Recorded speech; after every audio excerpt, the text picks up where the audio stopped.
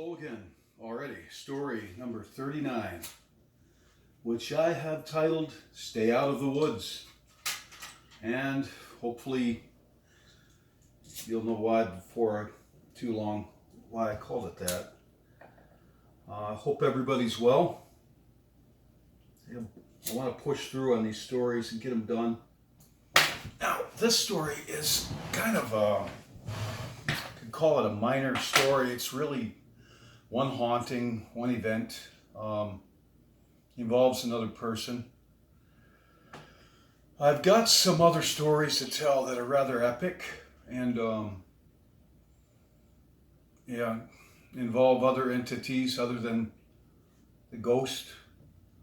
And I've got to figure they're going to be a bit of a project telling these stories because they were larger stories of ongoing events with places, haunted houses, and one story involves a period of my life when I was working a good job but wasn't paid timely by my employer, and because it was such a good job that I didn't know anybody in the area, I decided to live out in the woods until I got paid, and that's exactly what I did.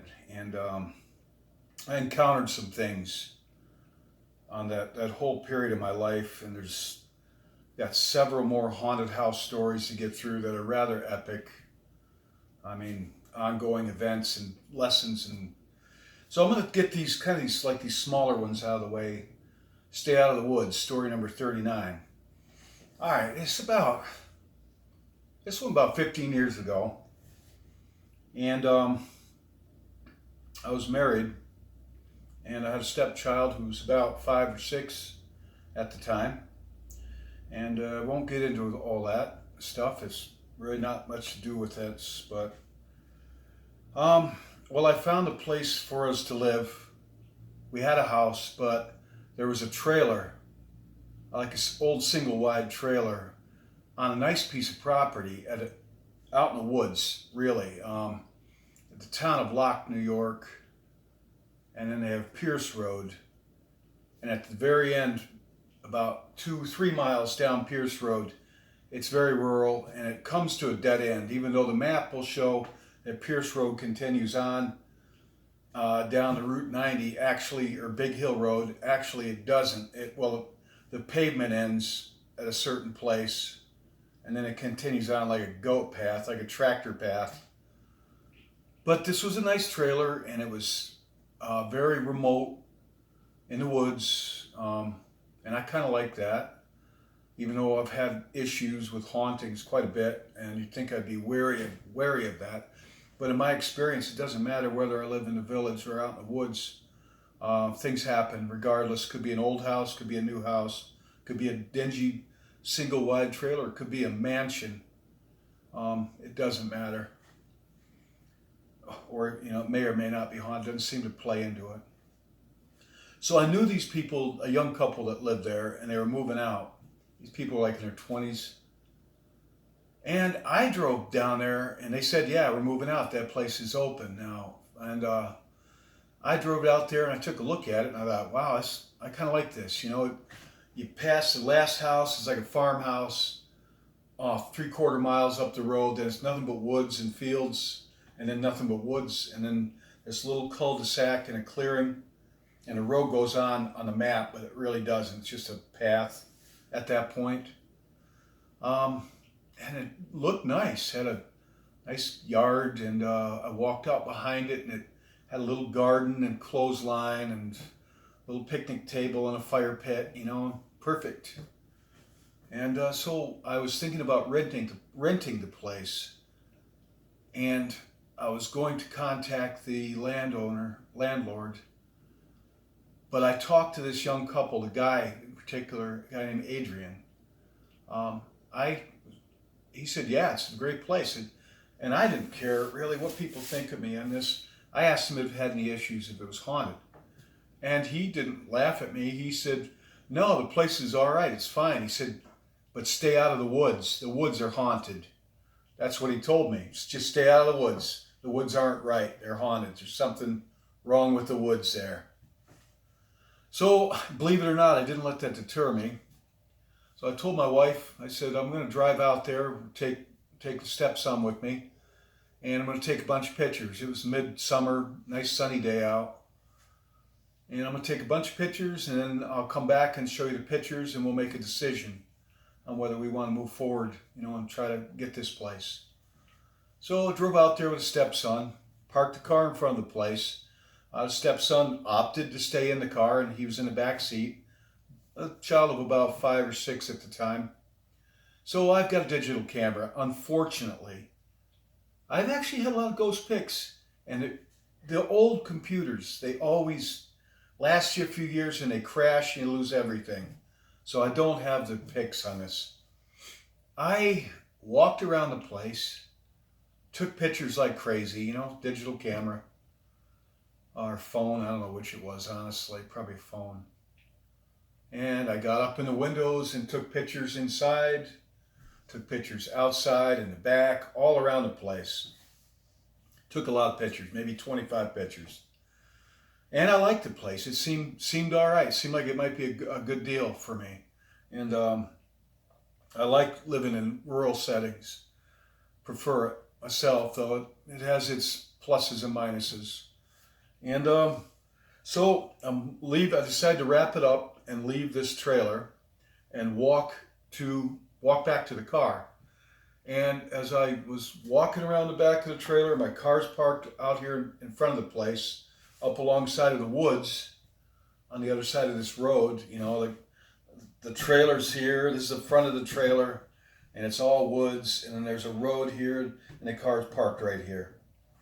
I took a picture of the car. It was a big old Cadillac at the time.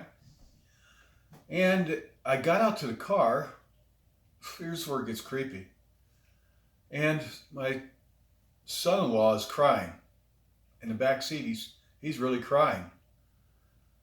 And I opened the door and said, what's the matter? And he said there was a mean, scary man.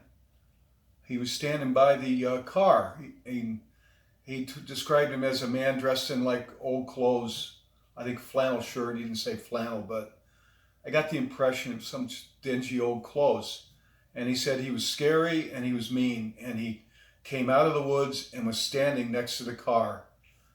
And that boy was crying and crying. And I got up and I went out to the woods and looked around, just, you got to do that when you're parent or step parent. And I said, if he was here, I said, he's gone now. I said, you don't need to worry. And we drove off.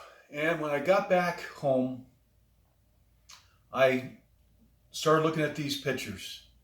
And that picture I took when I was leaving the trailer, and I took a picture of my car out in front of the place. And the car, let's just say, was about 100 feet away at this point, thereabouts. And there's next to the car in the picture, there wasn't a man, but there was a huge orb, like a green, giant, glowing orb right next to my car. And I'm not a big believer in orbs. They usually dust or things. But this one wasn't. This was quite unusual. I mean, it looked like, next to my car, it looked like it was about that big around, like a big beach ball. And it was green and kind of multicolored and had a glow about it. And I thought, yeah, he wasn't kidding. So, needless to say, I didn't move there. And that's story 39. It's short but sweet. But I thought it was pretty creepy, especially to walk back there and my stepson's in the back seat crying. And I said there was a scary, mean, scary looking man. He said he walked out of the woods and he was standing next to the car. He said that when I came up to the car, I forgot to mention this, he said when I came up to the car, he went back into the woods. And that's why I went out in the woods, tore after it to see if there's some weirdo out there scaring my kid, And there wasn't. It was, stay out of the woods. They weren't kidding. In fact, I told these people that. The people that lived there before. I told them this story. They laughed. They said, I told you, stay out of the woods. The woods aren't right there. They're haunted. So there's story 39, scary one. I got a few more. I got a handful more of these stories. And like I said, some of them are kind of epic, and I want to make sure I present them right because I'm not scripting these. You know, I could write. I'm a fairly good writer. I could write these down and I could just put a monitor in front of the camera. I think this is what a lot of people do on YouTube, and they just read off what they wrote, their script. And in a way, there's nothing wrong with that. I like to write, but I think it's not, at that point, it's not like a conversation. It changes the tone of things. So usually before I tell these stories, a lot of these I wrote down. This one I didn't, because I wrote all these down, most of them, not all of them. You know, I revisit it and make sure I've got things straight. And then just set everything up and light these candles and start talking. So there it is. All right, story 39. God willing, story 40 coming up, and I hope to get back into some of the Christian stuff. I really feel bad that I'm not telling uplifting stories. Like my first 16 stories are uplifting stories and stories that give glory to God, and not these dark things like story 39, subject matter, and some of the other stories coming up. Though that in some ways they do give glory because I trusted on God to get me through some of these situations, and He didn't let me down. And I'll just keep moving and see where it goes. All right. Have a good night wherever you're at. Good day. God bless you. Thanks for tuning in. Thanks for keeping me company.